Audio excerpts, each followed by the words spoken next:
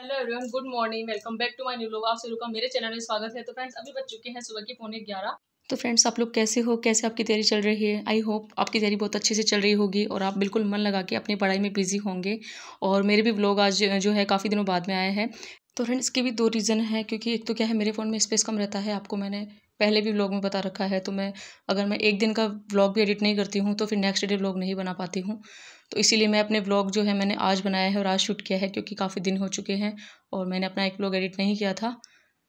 और कभी कभी ऐसा लगता भी है मुझे कि हमें खुद पर भी थोड़ा सा ध्यान देने की ज़रूरत है। तो मैंने वो कहते ना कि सब चीज़ों से ब्रेक ले लिया था। ब्रेक का मतलब ये है जैसे कि किसी से फ़ोन पे बात ना करना और अपने जो ज़्यादा से ज़्यादा टाइमिंग है वो अपनी किताबों को देना। इस तरह से मुझे किताबों के साथ रहना वैसे ही बहुत अच्छा लगता है, मैंने आपको पहले भी बताया था।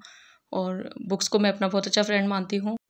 तो फ्रेंड्स, आपको मैं कहना चाहूँगी कि आप जिस भी एग्ज़ाम की तैयारी कर रहे हो, पूरा मन लगा के आपको तैयारी करनी है और अपना वो कहते हैं ना 100% एफ़र्ट्स लगा के या अपना 100% आपको देना है। बस मेरा यही कहना रहता है हमेशा, हर व्लॉग में मैं आपको कहती हूँ कि मेहनत करना हमारे हाथ में होता है और फल की इच्छा करना हमारे हाथ में नहीं है। तो हमें फल की इच्छा करनी भी नहीं चाहिए। परिणाम के बारे में हमें बिल्कुल भी नहीं सोचना है, क्योंकि जब हम परिणाम के बारे में सोचते हैं तो बहुत ज़्यादा टेंशन में रहने लगते हैं। हमारा सिलेबस से ध्यान हट जाता है और हम उन बातों के बारे में सोचने लग जाते हैं जो लाइफ में कभी पहले हुई ही नहीं। तो आगे वो कहते हैं ना, फ्यूचर के बारे में हम सोचकर हमारा प्रेजेंट खराब ना करें और बस प्रेजेंट में हमारा एक ही काम है, वो है कर्म करते रहना। जितने भी एस्पिरेंट्स हैं, किसी भी एग्ज़ाम की तैयारी कर रहे हो आप, चाहे वो पटवारी हो, चतुर्थ श्रेणी कर्मचारी हो या फिर first grade, second grade, third grade, किसी भी एग्ज़ाम की आप तैयारी कर रहे हो, किसी भी फील्ड से हो, बस पूरे मनोयोग से, पूरे समर्पण भाव से आपको तैयारी करनी है। मेरे पास में कमेंट आया था कि दी, आप सेकंड ग्रेड की तैयारी कर रहे हो क्या? और दी, कौन सा सब्जेक्ट है आपके पास? वैसे आप मुझे बहुत क्यूट लगते हो दी। तो मैं आपको कहना चाहूँगी कि मैं सेकंड ग्रेड की तैयारी अभी नहीं कर रही हूँ। अभी पटवारी एग्ज़ाम का मैंने फ़ॉर्म भरा था और मैंने पहले ब्लॉग में बता रखा है आपको कि जिस भी एग्ज़ाम का मैं फ़ॉर्म भरती हूँ, उस एग्ज़ाम की तैयारी मैं करती हूँ। चाहे 15 दिन, 20 दिन, मुझे जितने भी दिन मिले, लेकिन मैं अपना 100% देने का प्रयास करती हूँ उस एग्ज़ाम के लिए। और मुझे बिना पढ़े एग्ज़ाम देना बिल्कुल भी अच्छा नहीं लगता है। अगर मैं फ़ॉर्म नहीं भरती तो मैं उस एग्ज़ाम की तैयारी नहीं करती, लेकिन मैंने फ़ॉर्म भर दिया है और मेरी तैयारी उस एग्ज़ाम की नहीं है, क्योंकि मेरे काफ़ी जो सब्जेक्ट है वो वीक है।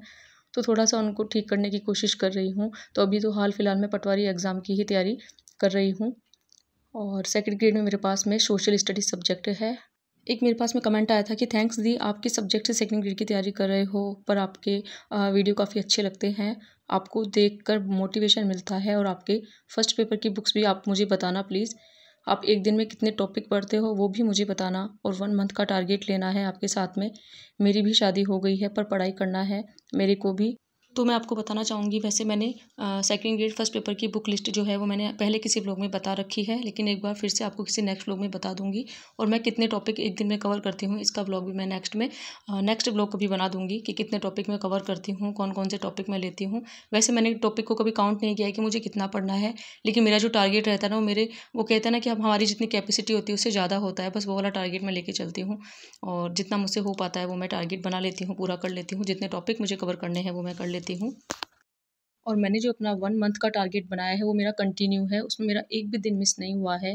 सिर्फ़ चौथ वाले फास्ट के दिन मेरी पढ़ाई थोड़ी कम हो गई थी, उस दिन मैंने 6 आवर्स स्टडी की थी, बाकी मैंने अपना रूटीन अभी तक बनाए हुए है। और सिर्फ़ एक दिन है उसमें गैप लगेगा, और वो क्यों लगेगा इसका भी मैं आपको ज़रूर रीज़न बताऊँगी।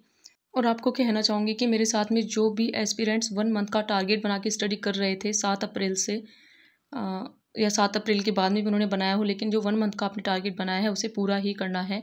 किसी भी तरह से आपका जो एक भी दिन है वो वेस्ट नहीं जाना चाहिए। हर एक पल जो है वो हमारे लिए कीमती है। हमें समय की वैल्यू को समझते हुए हमारे टारगेट को अच्छे से पूरा करना है। आपको नेक्स्ट व्लॉग में मैं वो पेज की फ़ोटो दिखाऊँगी, या फिर मैं अपने व्लॉग में दिखाऊँगी कि किस तरह से मैंने अपने टारगेट को बनाए हुए हैं और उसमें कुछ भी मिस नहीं किया है। क्योंकि इसी तरह से कंसिस्टेंसी बनाकर ही हम हमारे टॉपिक को क्लियर कर सकते हैं, हमारे सिलेबस को पूरा कर सकते हैं, और हमारे पास में कोई दूसरा रास्ता भी नहीं है। तो अच्छे से आपको पढ़ाई करनी है। मैं भी अपने जितना भी मुझे टाइम मिलता है अच्छे से पढ़ाई कर रही हूँ। और फालतू बातों पर ध्यान नहीं देना है। और लोग अगर फालतू बात करते हैं तो उनकी बातों को इग्नोर करना है। हमें सिर्फ हमारी पढ़ाई पर ध्यान देना है। अभी बहुत ही कीमती समय है हमारे लिए, जिसका हमें अच्छे से सदुपयोग करना है। और लाइफ में आगे बढ़ने के लिए हमें ये वाला रास्ता अपनाना ही पड़ेगा, क्योंकि अगर हम कंसिस्टेंसी नहीं बनाएंगे तो सिलेबस पूरा नहीं होगा। मिलते हैं किसी नेक्स्ट व्लॉग में।